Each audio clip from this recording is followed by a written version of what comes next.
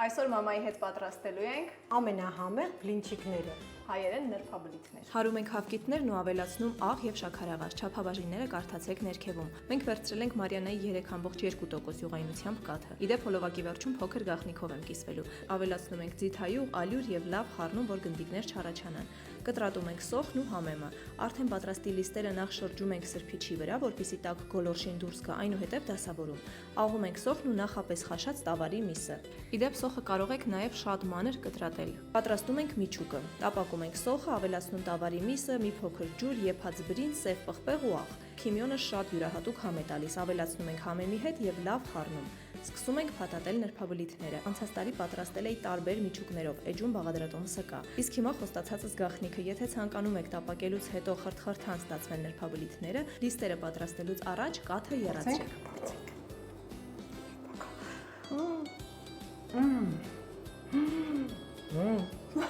Մամայի եփած նորիշ է։